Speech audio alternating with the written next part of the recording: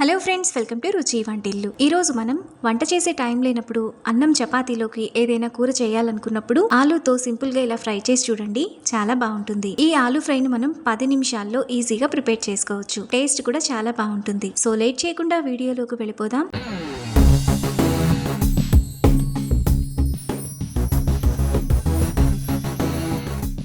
ముందుగా ఆలూ ఫ్రై చేసుకోవడానికి కుక్కర్ తీసుకొని అందులో 1 గ్లాసు నీళ్లు పోసుకోవాలి. తర్వాత అరకిలో బంగాళదుంపలను 3-4 సార్లు బాగా కడిగి ఇక్కడ చూపిస్తున్నట్టు ఇలా సగం ముక్కలుగా కట్ చేసుకొని వేసుకోవాలి.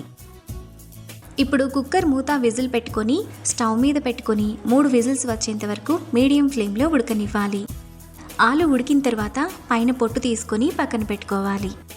తర్వాత స్టవ్ మీద ప్యాన్ పెట్టుకొని అందులో 1 టేబుల్ స్పూన్ ఆయిల్ వేసుకోవాలి. ఆయిల్ వేడైన తర్వాత 1 టీ స్పూన్ తాలింపు గింజలు వేసుకొని ఫ్రై చేసుకోవాలి.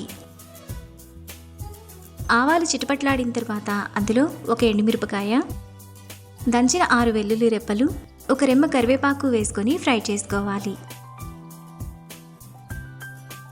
తాలింపు అంతా వేగిన తర్వాత అందులో సన్నగా తరిగిన 1 పెద్ద ఉల్లిపాయ, పొడవుగా కట్ చేసుకున్న 2 పచ్చిమిరపకాయలు వేసుకొని ఫ్రై చేసుకోవాలి.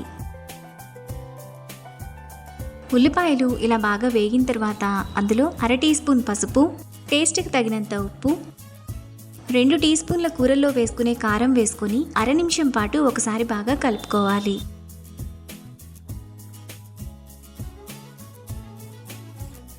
ఇలా కలుపుకున్న తర్వాత అందులో ముందుగా ఉడికించిన బంగాళదుంపలను పైన పొట్టు తీసుకొని వేసుకోవాలి. ఇప్పుడు కారం అంతా బంగాళదుంపకు పట్టేలా 2 నిమిషాల పాటు బాగా కలుపుకోవాలి.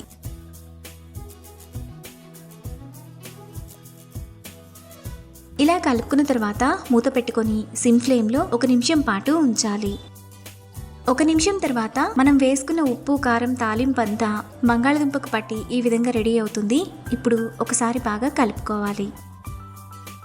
మనకు చాలా టేస్టీగా సింపుల్గా బంగాళదుంప ఫ్రై రెడీ అయిపోయింది. ఇప్పుడు ఈ ఫ్రైని బౌల్లోకి తీసుకొని అన్నంలో కలుపుకొని తింటే చాలా బాగుంటుంది. ఇంకా చపాతీలో కూడా బాగుంటుంది. అంతే, ఎంతో సింపుల్గా టేస్టీగా చేసుకునే ఆలూ ఫ్రై రెడీ. ఈ రెసిపీని మీరు కూడా ట్రై చేసి మీకు టేస్ట్ ఎలా కుదిరిందో నాకు కామెంట్స్ లో షేర్ చేయండి. ఈ వీడియో కనుక మీకు నచ్చినట్లయితే లైక్ చేసి, షేర్ చేసి, సబ్స్క్రైబ్ చేయండి.